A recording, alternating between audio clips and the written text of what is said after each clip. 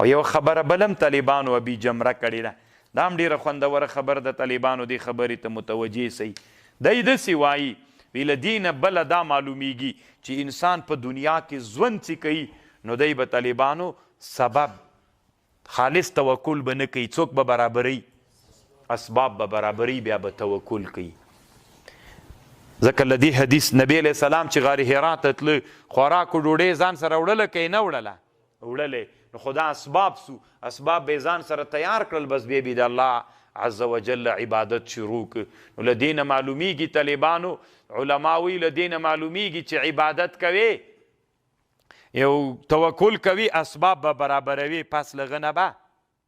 خو اوس طالبانو بیا دلته یوه قیصه راوړې ده، دی ذکر کوي و یو عالم و یو عابد و، دی خلوت ته لاړو یو وخت کې، چې خلوت ته لاړو او هلته عبادت شروع کړ.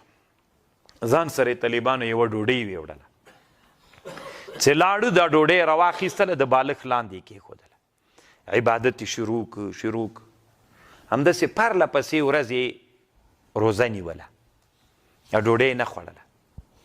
څو ورځې چې باندې ووتلې یو شاګرد ولیده چې دی دلته راغلی نو ډوډۍ د بالښت لاندې د هغې ترنه وتښتوله، چې تر ویې تښتوله ترې ویې وړله. نو دی چې راغی طالبانو چې خبر سو، داسې په زوره چیغه یې وکړله طالبانو چې تر حد نه ډېرې.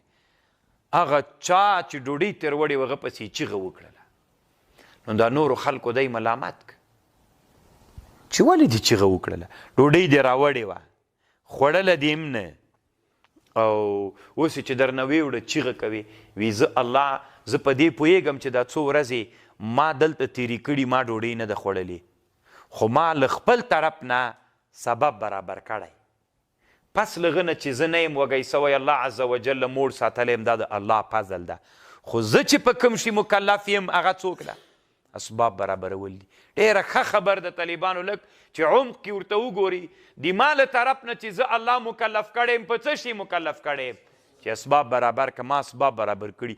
نور چې ما ډوډۍ نه ده خوړلې، دا خو د الله فضل ده، د الله فضل بېله مسئله ده.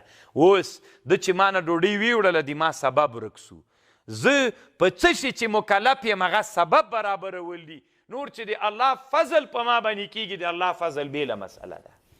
الله عز وجل دې وکړي چې تاسې په دې خبر پوه سوي یئ. دا منو افغانستان کې مجاهدینو چې کوم جهاد وکړو، فتح د الله فضل و طالبانو، خو په موږ باندې کوم شی واجب ده؟ اسلحه و اسباب په موږ برابرول واجب دي. موږ باندې دا واجب ده چې اسباب به برابرو.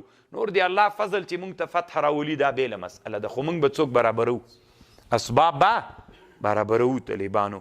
نو دی وایي چې حال د بشریت تقاضا دا ده چې ته به اسباب برابروي. بیا نور چې الله په تا باندې کوم فضل کوي، نو له دې حدیث استدلال کړی چې نبی صلی الله علیه وسلم چې و کله چې هغه ته راغی غار حرا کې تحنس و عبادت کو، نو نبی علیه السلام به له ځان سره خدیجې رضی الله عنها ته راغی، له هغې نه به یې اوبه و خوراکي شیان ویوړل، بیرته به راغی، بیا به بیرته لاړل. خبر باندې پوه شوله یا؟ بس دم دومره.